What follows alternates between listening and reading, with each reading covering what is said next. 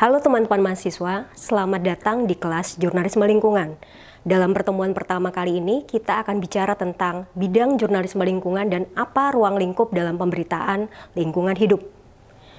Kalau teman-teman komunikasi tentu tidak asing lagi dengan berita lingkungan, karena isu lingkungan itu menjadi salah satu topik dalam pemberitaan lingkungan di media massa. Namun kalau teman-teman perhatikan, isu lingkungan itu belum sepopuler isu-isu seperti politik ataupun ekonomi, bahkan berita-berita terkait dengan hiburan maupun olahraga. Padahal Indonesia ini sangat kaya akan realitas lingkungan hidup. Dan juga kerusakan lingkungan itu biasanya terjadi dalam proses yang tidak teramati, tetapi dampaknya dahsyat dan pemulihannya butuh waktu yang lama. Disinilah peran penting jurnalisme lingkungan untuk mengedukasi, mempersuasi, bahkan mengundang keterlibatan lebih jauh khalayak untuk peduli akan lingkungannya. Lalu apa beda jurnalisme lingkungan dengan jurnalisme yang lain, seperti jurnalisme politik, jurnalisme ekonomi, ataupun jurnalisme hiburan? Tentu secara praktik tidak terlalu banyak berbeda, karena pada dasarnya jurnalisme itu akan melakukan riset, pergi ke lapangan, melakukan liputan, lalu juga menyusun berita dan menayangkan. Yang berbeda adalah realitas yang diliput. Dalam jurnalisme lingkungan, materi beritanya adalah realitas lingkungan. Lalu secara teknis memang jurnalisme lingkungan itu membutuhkan keterampilan jurnalistik yang sangat tinggi.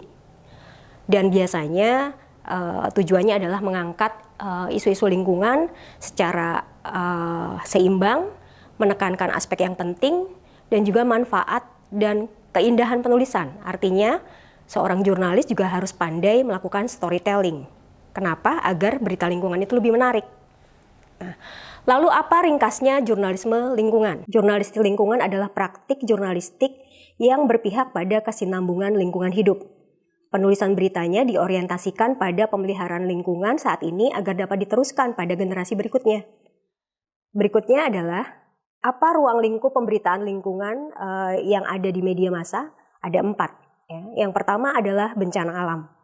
Bencana alam ini salah satu realitas lingkungan yang paling banyak diliput karena biasanya mempunyai nilai kebaruan yang sangat tinggi. Lebih-lebih kalau bencana itu berdampak sangat dahsyat. Ya. Indonesia sangat kaya akan resiko bencana. Ada 12 jenis bencana di Indonesia. Ya. Bahkan tahun 2020 Februari dikatakan bahwa Indonesia ini setiap harinya ada 9 bencana. Inilah kenapa bencana alam menjadi salah satu ruang lingkup dalam pemberitaan lingkungan hidup. Lalu yang kedua adalah kerusakan lingkungan. Kerusakan lingkungan juga jadi ruang lingkup karena kerusakan lingkungan itu sangat real dan juga ada yang bersifat alami tetapi lebih banyak disebabkan oleh manusia. Itulah kenapa kerusakan lingkungan juga menjadi salah satu ruang lingkup dalam pemberitaan lingkungan hidup. Yang ketiga adalah eksploitasi sumber daya alam. Kita tahu bahwa Indonesia sangat kaya akan sumber daya alam, tetapi juga eksploitasinya itu seringkali berdampak pada kerusakan lingkungan.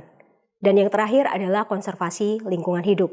Tentu pemeliharaan ini sangat penting untuk mewariskan lingkungan hidup pada generasi berikutnya. Lalu bagaimana contoh penerapan ruang lingkup pemberitaan dan juga realitas lingkungan hidup yang dekat dengan keseharian kita sebagai warga masyarakat maupun sebagai mahasiswa? Salah satunya adalah isu food waste dan food loss. Isu food waste dan food loss itu menjadi banyak perhatian media akhir-akhir ini karena orang mulai berpikir tentang sampah makanan yang tidak kalah berbahaya dibandingkan dengan plastik. Indonesia sendiri adalah penyumbang sampah makanan terbesar kedua di dunia. Isu food waste dan food loss dapat menjadi salah satu isu yang diangkat dalam ruang lingkup pemberitaan kerusakan alam maupun konservasi lingkungan.